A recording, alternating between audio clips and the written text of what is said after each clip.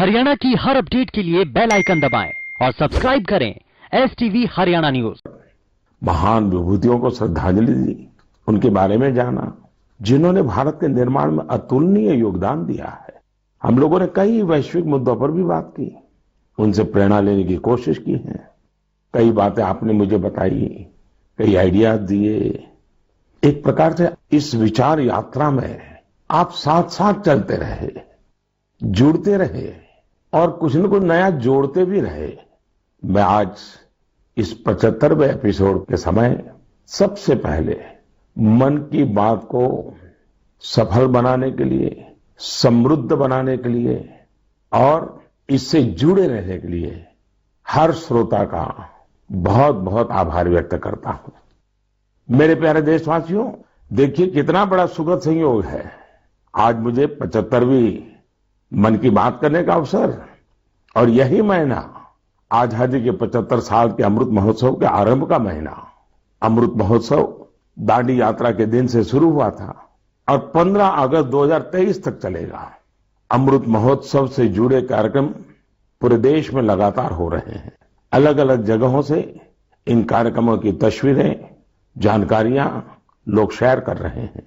नमो app पर ऐसी ही कुछ तस्वीरों के साथ साथ झारखंड के नवीन ने मुझे एक संदेश भेजा है। उन्होंने लिखा है कि उन्होंने अमृत महोत्सव के कार्यक्रम देखे और तय किया कि वो भी स्वाधीनता संग्राम से जुड़े कम से कम 10 स्थानों पर जाएंगे। उनकी लिस्ट में पहला नाम भगवान बिरसा मुंडा के जन्मस्थान का है। नवीन ने लिखा है कि झारखंड के आदिवासी स्वतंत्रता सेनानियों की कहानियां वो देश के दूसरे हिस्सों में पहुंचाएंगे। भाई नवीन, आपकी सोच के लिए मैं आपको बधाई देता हूं। साथियों, किसी स्वाधीनता सेनानी की संघर्ष गाथा हो, किसी स्थान का इतिहास हो, देश की कोई सांस्कृतिक कहानी हो, अमृत महोत्सव के दौरान आप उसे देश के सामने ला सकते हैं। देशवासियों को उसे जोड़ने का माध्यम बन सकते हैं। आप देखिएगा, देखते ही देखते अमृत महोत्सव ऐसे कितने ही प्रेरणादायी अमृत बिंदुओं से भर जाएगा और फिर ऐसी अमृत धारा बहेगी जो हमें भारत की आजादी के 100 वर्ष तक प्रेरणा देगी, देश को नई ऊंचाई पर ले जाएगी, कुछ न कुछ करने का जज्बा पैदा करेगी। आजादी की लड़ाई में हमारे सेनानियों ने कितने ही कष्ट इसलिए सहे क्योंकि वो देश के लिए त्याग और बलिदान को अपना कर्तव्य समझते थे। उनके त्याग और बलिदान की अमर गाथाएं अब हमें सतत कर्तव्य पथ के लिए प्रेरित करें।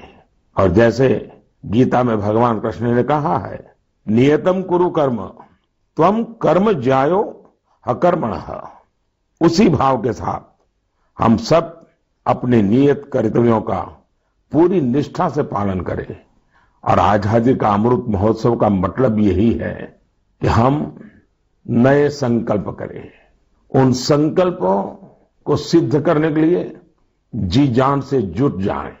और संकल्प वो हो जो समाज की भलाई के हो, देश की भलाई के हो, भारत के उज्जवल भविष्य के लिए हो। और संकल्प वो हो जिसमें मेरा अपना स्वयं का कुछ न कुछ जिम्मा हो, मेरा अपना कर्तव्य जुड़ा हुआ हो। मुझे विश्वास है गीता को जीने का ये सुवर्ण अवसर हम लोगों के पास है। मेरे प्यारे देशवासियों, पिछले वर्ष ये मार्च का ही महीना था। देश ने पहली बार जनता कर्फ्यू शब्द सुना था। लेकिन इस महान देश की, महान प्रजा की महाशक्ति का अनुभव देखिए। जनता कर्फ्यू पूरे विश्व के लिए एक अचरज बन गया था। अनुशासन का ये अभूतपूर्व उदाहरण था। आने वाली पीढ़ियां इस एक बात को लेकर के जरूर गर्व करेगी। उसी प्रकार से हमारे कोरोना वॉरियर्स के प्रति सम्मान, आदर, थाली बजाना, ताली बजाना, दिया जलाना, आपको अंदाज नहीं है कोरोना वॉरियर्स के दिल को कितना छू गया था वो। और वही तो कारण है जो पूरी साल भर वे बिना थके, बिना रुके डटे रहे, देश के एक एक नागरिक की जान बचाने के लिए जी जान से जूझते रहे। पिछले साल इस समय सवाल था कि कोरोना की वैक्सीन कब तक आएगी। साथियों, हम सबके लिए गर्व की बात है कि आज भारत दुनिया का सबसे बड़ा वैक्सीनेशन प्रोग्राम चला रहा है। वैक्सीनेशन प्रोग्राम के तस्वीरों के बारे में मुझे भुवनेश्वर के पुष्पा शुक्ला जी ने लिखा है। उनका कहना है कि घर के बड़े बुजुर्गों में वैक्सीन को लेकर जो उत्साह दिख रहा है, उसकी चर्चा मैं मन की बात में करूं। साथियों, सही भी है। देश के कोने कोने से हम ऐसी खबरें सुन रहे हैं, ऐसी तस्वीरें देख रहे हैं जो हमारे दिल को छू जाती हैं। यूपी के जौनपुर में 109 वर्ष की बुजुर्ग मां राम दुलैया जी ने टीका लगवाया है। ऐसे ही दिल्ली में भी 107 साल के केवल कृष्ण जी ने वैक्सीन की डोज ली है।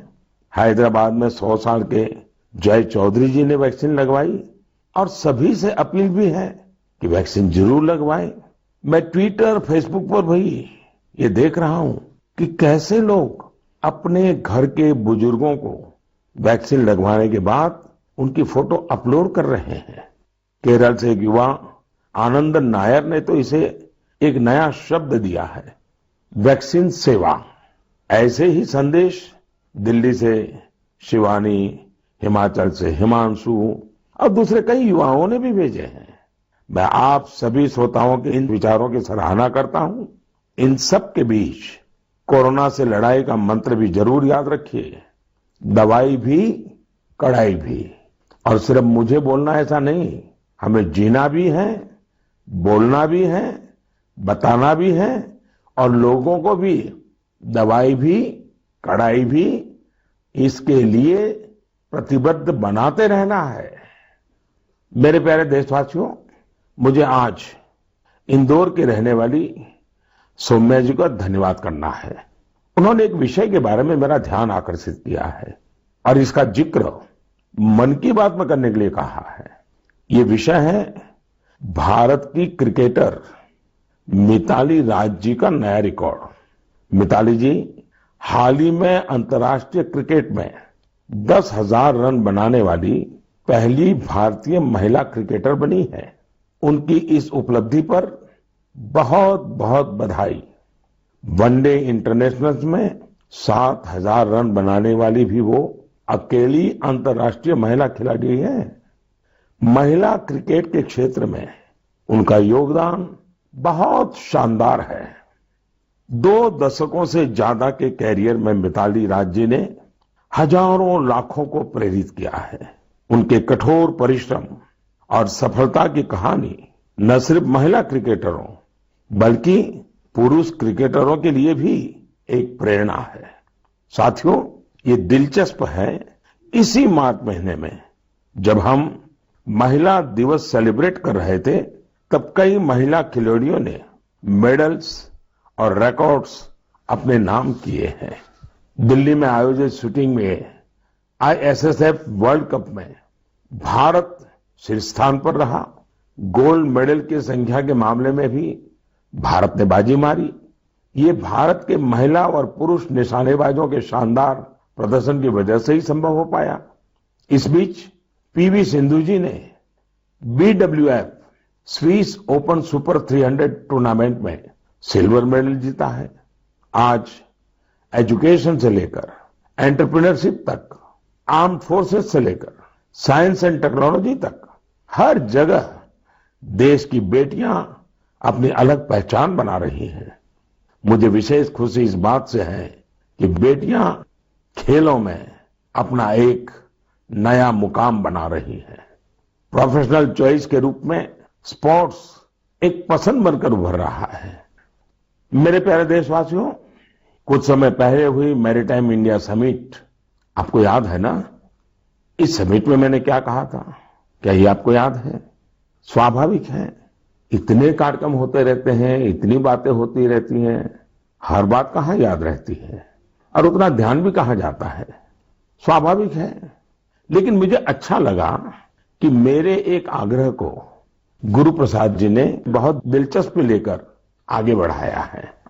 मैंने इस समिट में देश के लाइट हाउस कॉम्प्लेक्सेस के आसपास टूरिज्म फैसिलिटीज विकसित करने के बारे में बात की थी। गुरु प्रसाद जी ने तमिलनाडु के 2 लाइट हाउसों, चेन्नई लाइट हाउस और महाबलीपुरम लाइट हाउस की 2019 की अपनी यात्रा के अनुभवों को साझा किया है।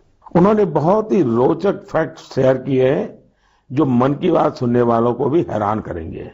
जैसे चेन्नई लाइट हाउस दुनिया के उन चुनिंदा लाइट हाउस में से एक है जिनमें एलिवेटर मौजूद है। यही नहीं, भारत का यह इकलौता लाइट हाउस है जो शहर की सीमा के अंदर स्थित है। इसमें बिजली के लिए सोलर पैनल भी लगे हैं। गुरु प्रसाद जी ने लाइट हाउस के हेरिटेज म्यूजियम के बारे में भी बात की, जो मरीन नेविगेशन के इतिहास को सामने लाता है। म्यूजियम में तेल से जलने वाली बड़ी बड़ी बत्तियां, कैरोसिन लाइट्स, पेट्रोलियम वेपर और पुराने समय में प्रयोग होने वाले बिजली के लैंप प्रदर्शित किए गए हैं। भारत के सबसे पुराने light house Mahabalipuram light house के बारे में भी गुरु प्रसाद जी ने विस्तार से लिखा है। उनका कहना है, इस लाइट हाउस के बगल में सैकड़ों वर्ष पहले पल्लव राजा महेंद्र वर्मन प्रथम द्वारा बनाया गया उल्कनेश्वरा टेम्पल है। साथियों, मन की बात के दौरान मैंने पर्यटन के विभिन्न पहलुओं पर अनेक बार बात की है, लेकिन ये लाइट हाउस टूरिज्म के लिहाज से यूनिक होते हैं। अपनी भव्य संरचनाओं के कारण लाइट हाउसेज हमेशा से लोगों के लिए आकर्षण के केंद्र रहे हैं।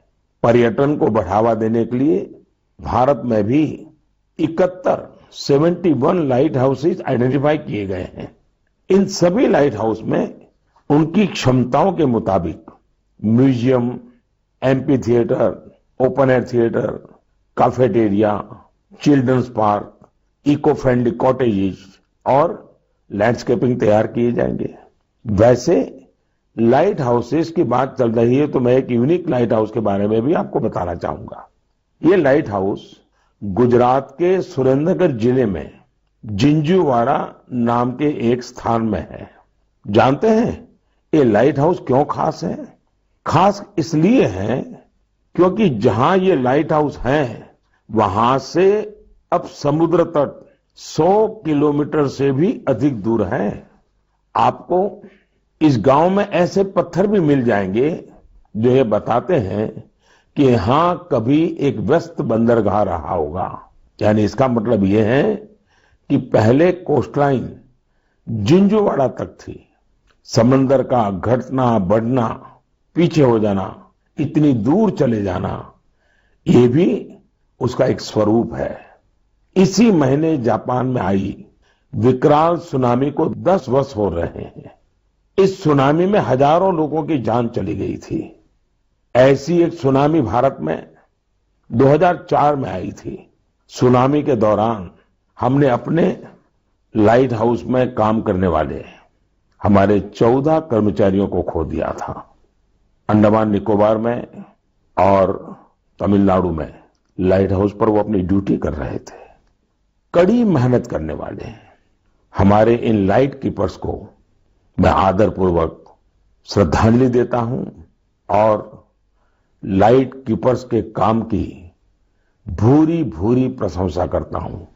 प्रिय देशवासियों, जीवन के हर क्षेत्र में नयापन, आधुनिकता अनिवार्य होती है, वरना वही कभी कभी हमारे लिए बोझ बन जाती है। भारत के कृषि जगत में आधुनिकता ये समय की मांग है। बहुत देर हो चुकी है, हम बहुत समय गंवा चुके हैं। एग्रीकल्चर सेक्टर में रोजगार के नए अवसर पैदा करने के लिए, किसानों की आय बढ़ाने के लिए परंपरागत कृषि के साथ ही नए विकल्पों को, नए नए इनोवेशंस को अपनाना भी उतना ही जरूरी है। व्हाइट रिवॉल्यूशन के दौरान देश ने इससे अनुभव किया है। अब बी फार्मिंग भी ऐसा ही एक विकल्प बनकर के उभर रहा है। बी फार्मिंग देश में शहद क्रांति या स्वीट रिवॉल्यूशन का आधार बना रही है। बड़ी संख्या में किसान इससे जुड़ रहे हैं, इनोवेशन कर रहे हैं। जैसे कि पश्चिम बंगाल के दार्जिलिंग में एक गांव है गुरदुम। पहाड़ों की इतनी ऊंचाई, भौगोलिक दिक्कतें, लेकिन यहाँ के लोगों ने हनी बी फार्मिंग का काम शुरू किया और आज इस जगह पर बने शहद की, मधु की अच्छी मांग हो रही है। इससे किसानों की आमदनी भी बढ़ रही है। पश्चिम बंगाल के ही सुंदरबन इलाकों का प्राकृतिक ऑर्गेनिक हनी तो देश दुनिया में पसंद किया जाता है। ऐसा ही एक व्यक्तिगत अनुभव मुझे गुजरात का भी है। गुजरात के बनासकांठा में बस 2016 में एक आयोजन हुआ था। उस कार्यक्रम में मैंने लोगों से कहा कि यहाँ इतनी संभावनाएं हैं, क्यों न बनासकांठा और हमारे यहाँ के किसान स्वीट रिवॉल्यूशन का नया अध्याय लिखे। आपको जानकर खुशी होगी, इतने कम समय में बनासकांठा शहद उत्पादन का प्रमुख केंद्र बन गया है। आज बनासकांठा के किसान हनी से लाखों रुपये सालाना कमा रहे हैं। ऐसा ही एक उदाहरण हरियाणा के यमुनानगर का भी है। यमुनानगर में किसान बी फार्मिंग करके सालाना कई 100 टन शहद पैदा कर रहे हैं, अपनी आय बढ़ा रहे हैं। किसानों की इस मेहनत का परिणाम है कि देश में शहद का उत्पादन लगातार बढ़ रहा है और सालाना करीब 1.25 लाख टन पहुंचा है। इसमें से बड़ी मात्रा में शहद विदेशों में निर्यात भी हो रहा है। साथियों, हनी बी फार्मिंग में केवल शहद से ही आय नहीं होती, बल्कि बी वैक्स भी आय का एक बहुत बड़ा माध्यम है। Pharma industry, food industry, textile और कॉस्मेटिक इंडस्ट्री, हर जगह बी वैक्स की डिमांड है। हमारा देश फिलहाल बी वैक्स का आयात करता है, लेकिन हमारे किसान अब ये स्थिति तेजी से बदल रहे हैं। यानी एक तरह से आत्मनिर्भर भारत अभियान में मदद कर रहे हैं। आज तो पूरी दुनिया आयुर्वेद और नेचुरल हेल्थ प्रोडक्ट्स की ओर देख रही है। ऐसे में हनी की मांग और भी तेजी से बढ़ रही है। मैं चाहता हूं देश के ज्यादा से ज्यादा किसान अपनी खेती के साथ साथ बी फार्मिंग से भी जुड़े। ये किसानों की आय भी बढ़ाएगा और उनके जीवन में मिठास भी घोलेगा। मेरे प्यारे देशवासियों, अभी कुछ दिन पहले वर्ल्ड स्पैरो डे मनाया गया। स्पैरो यानी गोरैया। कहीं इसे चकड़ी बोलते हैं, कहीं चिमनी बोलते हैं, कहीं घौन चिरिका कहा जाता है। पहले हमारे घरों की दीवारों पर, आसपास के पेड़ों पर गोरैया चहकती रहती थी, लेकिन अब लोग गोरैया को ये कहकर याद करते हैं कि पिछली बार बरसों पहले गोरैया देखा था। आज इसे बचाने के लिए हमें प्रयास करने पड़ रहे हैं। मेरे बनारस के एक साथी इंद्रपाल सिंह बत्रा जी ने ऐसा काम किया है जिसे मैं मन की बात के श्रोताओं को जरूर बताना चाहता हूं। बत्रा जी ने अपने घर को ही गोरैया का आशियाना बना दिया है। इन्होंने अपने घर में लकड़ी के ऐसे घोंसले बनवाए जिनमें गोरैया आसानी से रह सके। आज बनारस के कई घर इस मुहिम से जुड़ रहे हैं। इससे इन घरों में एक अद्भुत प्राकृतिक वातावरण भी बन गया है। मैं चाहूंगा प्रकृति, पर्यावरण, प्राणी, पक्षी जिनके लिए भी बन सके, कम ज्यादा प्रयास हमें भी करने चाहिए। जैसे एक साथी है विजय कुमार काबी जी। विजय जी उड़ीसा के केंद्रपाड़ा के रहने वाले हैं। केंद्रपाड़ा समुद्र के किनारे है, इसलिए इस जिले के कई गांव ऐसे हैं जिन पर समुद्र की ऊंची लहरों और साइक्लोन का खतरा रहता है। इससे कई बार बहुत नुकसान भी होता है। विजय जी ने महसूस किया कि अगर इस प्राकृतिक तबाही को कोई रोक सकता है तो वो प्रकृति ही रोक सकती है। फिर क्या था, विजय जी ने बड़ा कोट गांव से अपना मिशन शुरू किया। उन्होंने 12 साल, साथियों 12 साल मेहनत करके गांव के बाहर समुद्र की तरफ 25 एकड़ का मैंग्रोव जंगल खड़ा कर दिया। आज ये जंगल इस गांव की सुरक्षा कर रहा है। ऐसा ही काम ओडिशा के ही पारादीप जिले में एक इंजीनियर अमरेश सामंती जी ने किया है। अमरेश जी ने छोटे छोटे जंगल लगाए हैं, जिनसे आज कई गांवों का बचाव हो रहा है। साथियों, इस तरह के कामों में अगर हम समाज को साथ जोड़ लें तो बड़े परिणाम आते हैं। जैसे तमिलनाडु के कोयम्बटूर में बस कंडक्टर का काम करने वाले मरिमुथु योगनाथन जी हैं। योगनाथन जी अपनी बस के यात्रियों को टिकट देते हैं तो साथ में ही एक पौधा भी मुफ्त देते हैं।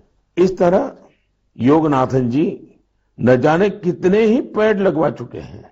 योगनाथन जी अपने वेतन का काफी हिस्सा इसी काम में खर्च करते आ रहे हैं। अब इसको सुनने के बाद ऐसा कौन नागरिक होगा जो मरिमुथु योगनाथन जी के काम की प्रशंसा न करे। मैं हृदय से उनके इस प्रयासों को बहुत बधाई देता हूं, उनके इस प्रेरक कार्य के लिए। मेरे प्यारे देशवासियों, वेस्ट से वेल्थ यानी कचरे से कंचन बनाने के बारे में हम सब ने देखा भी है, सुना भी है और हम भी औरों को बताते रहते हैं। कुछ उसी प्रकार से वेस्ट को वैल्यू में बदलना का भी काम किया जा रहा है। ऐसा ही एक उदाहरण केरल के कोच्चि के सेंट टेरेसा कॉलेज का है। मुझे याद है कि 2017 में मैं इस कॉलेज के कैंपस में एक बुक रीडिंग पर आधारित कार्यक्रम में शामिल हुआ था।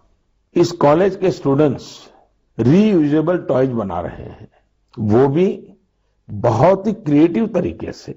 ये स्टूडेंट्स पुराने कपड़ों, फेंके गए लकड़ी के टुकड़ों, बैग और बॉक्सेस का इस्तेमाल खिलौने बनाने में कर रहे हैं। कोई विद्यार्थी पजल बना रहा है तो कोई कार और ट्रेन बना रहा है। यहाँ इस बात का विशेष ध्यान दिया जाता है कि खिलौने सेफ होने के साथ साथ चाइल्ड फ्रेंडली भी हो। और इस पूरे प्रयास की एक अच्छी बात यह भी है कि ये खिलौने आंगनवाड़ी बच्चों को खेलने के लिए दिए जाते हैं। आज जब भारत खिलौनों की मैन्युफैक्चरिंग में काफी आगे बढ़ रहा है तो वेस्ट से वैल्यू के ये अभियान, ये अभिनव प्रयोग बहुत मायना रखते हैं।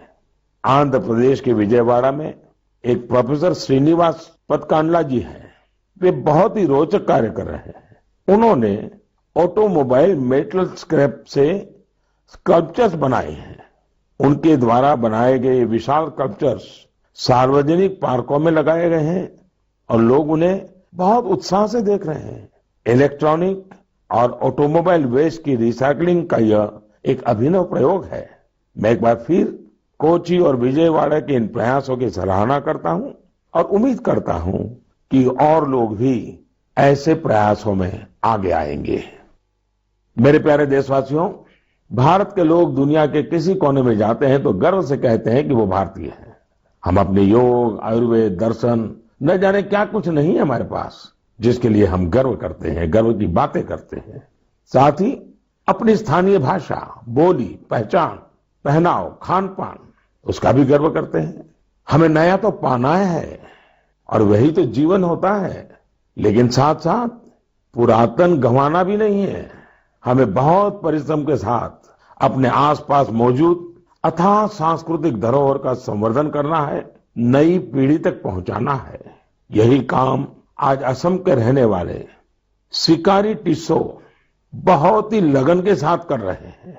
कार्बी आंगलोंग जिले के सिकारी टिस्सौ जी पिछले 20 सालों से कार्बी भाषा का डॉक्यूमेंटेशन कर रहे हैं।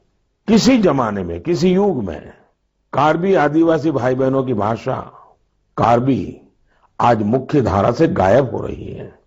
श्रीमान सिकारी टिस्सौ जी ने तय किया था कि अपनी इस पहचान को बचाएंगे और आज उनके प्रयासों से कार्बी भाषा की काफी जानकारी डॉक्यूमेंटेड हो गई है। उन्हें अपने इन प्रयासों के लिए कई जगह प्रशंसा भी मिली है और अवार्ड भी मिले हैं। मन की बात के द्वारा श्रीमान सिकारी टिस्सौ जी को मैं तो बधाई देता ही हूं, लेकिन देश के कई कोने में इस प्रकार से कई साधक होंगे जो एक काम लेकर के खपते रहते होंगे। मैं उन सबको भी बधाई देता हूं। मेरे प्यारे देशवासियों, कोई भी नई शुरुआत यानी न्यू बिगिनिंग हमेशा बहुत खास होती है। न्यू बिगिनिंग का मतलब होता है न्यू पॉसिबिलिटीज, नए प्रयास, और नए प्रयासों का अर्थ है नई ऊर्जा और नया जोश। यही कारण है कि अलग अलग राज्यों और क्षेत्रों में एवं विविधता से भरी हमारी संस्कृति में किसी भी शुरुआत को उत्सव के तौर पर मनाने की परंपरा ही रही है। और ये समय नई शुरुआत और नए उत्सवों के आगमन का है। होली भी तो बसंत को उत्सव के तौर पर ही मनाने की एक परंपरा है। जिस समय हम रंगों के साथ होली मना रहे होते हैं, उसी समय बसंत भी हमारे चारों ओर नए रंग बिखेर रहा होता है। इसी समय फूलों का खिलना शुरू होता है और प्रकृति जीवंत हो उठती है। देश के अलग अलग क्षेत्रों में जल्द ही नया साल भी मनाया जाएगा, चाहे उगादी हो या पुथंडू, गुड़ी पड़वा हो या बिहू, नवरे हो या पोइला, या फिर बोईशाख हो या बैसाखी। पूरा देश उमंग, उत्साह और नई उम्मीदों के रंग में सराबोर दिखेगा। इसी समय केरल भी खूबसूरत त्योहार विशु मनाता है। इसके बाद जल्द ही चैत्र नवरात्रि का पावन अवसर भी आ जाएगा। चैत्र महीने के 9वें दिन हमारे यहाँ रामनवमी का पर्व होता है। इसे भगवान राम के जन्मोत्सव के साथ ही न्याय और पराक्रम के एक नए युग की शुरुआत के रूप में भी माना जाता है। इस दौरान चारों ओर धूमधाम के साथ ही भक्ति भाव से भरा माहौल होता है, जो लोगों को और करीब लाता है, उन्हें परिवार और समाज से जोड़ता है, आपसी संबंधों को मजबूत करता है। इन त्योहारों के अवसर पर मैं सभी देशवासियों को शुभकामनाएं देता हूं। साथियों, इस दौरान 4 अप्रैल को देश ईस्टर भी मनाएगा। जीसस क्राइस्ट के पुनर्जीवन के उत्सव के रूप में ईस्टर का त्योहार मनाया जाता है। प्रतीकात्मक रूप से कहें तो ईस्टर जीवन की नई शुरुआत से जुड़ा है। ईस्टर उम्मीदों की पुनर्जीवित होने का प्रतीक है। Only this Holi and auspicious occasion I greet not only the Christian community in India but also Christians globally. मेरे प्यारे देशवासियों, आज मन की बात में हमने अमृत महोत्सव और देश के लिए अपने कर्तव्यों की बात की।